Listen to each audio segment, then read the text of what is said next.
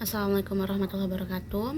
Saya atas nama Rizky Amalia. Di sini saya akan mencoba menjelaskan materi tentang regulasi apoptosis. Nah, di sini sub pembahasannya ada 3. Yang pertama, fungsi dari apoptosis, morfologi, dan mekanisme dari apoptosis. Sebelum itu, saya akan coba menjelaskan apa itu regulasi apoptosis. Apoptosis adalah proses kematian sel terprogram yang esensial untuk perkembangan normal dan pemeliharaan homeostasis dalam organisme multiseluler. Proses ini penting untuk menghilangkan sel yang tidak lagi diperlukan atau berpotensi berbahaya bagi organisme tanpa menyebabkan peradangan atau kerusakan jaringan sekitarnya. Nah, ada beberapa fungsi dari apoptosis ini. Yang pertama itu untuk perkembangan organisme. Selama embriogenesis, apoptosis membantu dalam pembentukan struktur tubuh yang benar, seperti pemisahan jaringan tangan dan kaki. Contohnya itu selaput interdigital pada embrio manusia yang mengalami apoptosis untuk membentuk jari yang terpisah. Fungsi yang kedua yaitu homeostasis jaringan. Apoptosis juga menjaga keseimbangan jumlah sel dalam jaringan dengan mengeliminasi sel yang tua atau rusak dan menggantikannya dengan sel baru melalui mitosis. Nah, fungsi yang ketiga yaitu eliminasi sel rusak. Yang keempat, pengaturan sistem imun.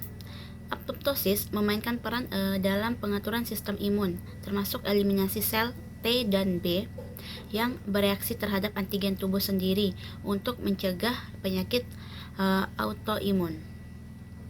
Kemudian pembahasan kedua mengenai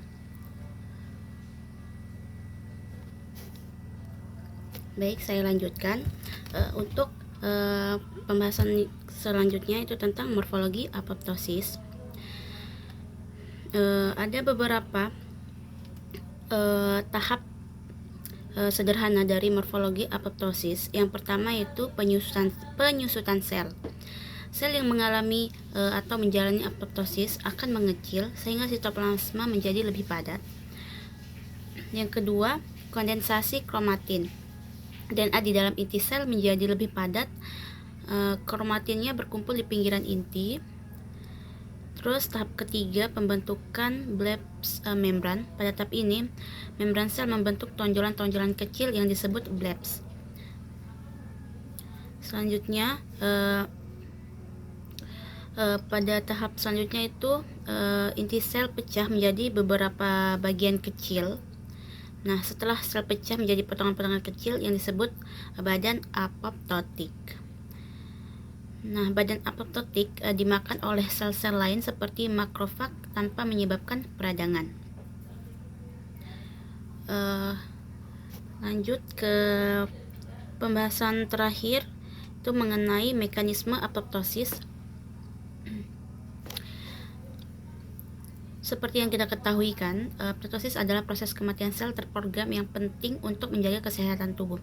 Nah, ada 2 jalur utama yang memicu apoptosis, antara lain jalur ekstrinsik dan jalur intrinsik.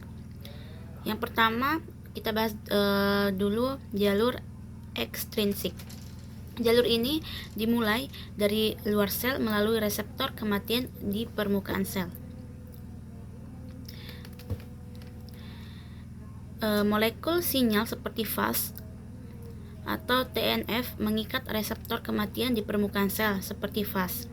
Lalu kemudian pembentukan kompleks sinyal. Ikatan ini mengaktifkan kompleks protein yang mengarah pada aktivasi caspase 8. Setelah diaktifkan, baru memulai rantai reaksi yang mengaktifkan caspase eksekutor seperti caspase 3. Caspase eksekutor memotong berbagai protein dalam sel, menyebabkan perubahan seperti penggumpalan DNA, pembentukan tonjolan di membran sel atau blebs tadi, dan akhirnya memicu kematian sel. Nah, sedangkan untuk pada jalur intrinsik dimulai dari dalam sel, biasanya sebagai respon terhadap stres atau kerusakan sel. Nah, pada jalur ini terjadi pelepasan sitokrom C dari mitokondria. Stres atau kerusakan menyebabkan mitokondria melepaskan sitokrom C ke dalam sitoplasma.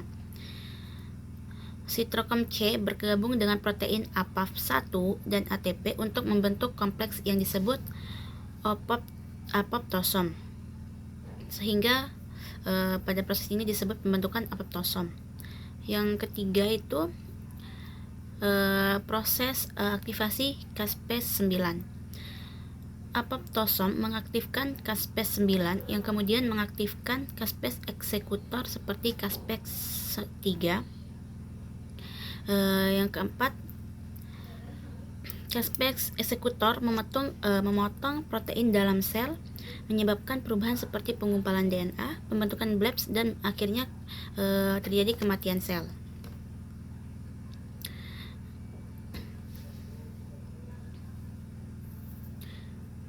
Regulasi apoptosis diatur oleh berbagai protein untuk memastikan hanya sel yang rusak atau tidak diperlukan yang mati. Jadi ketika ada sel yang sudah rusak atau yang sudah mati, akan diproses oleh yang namanya regulasi apoptosis.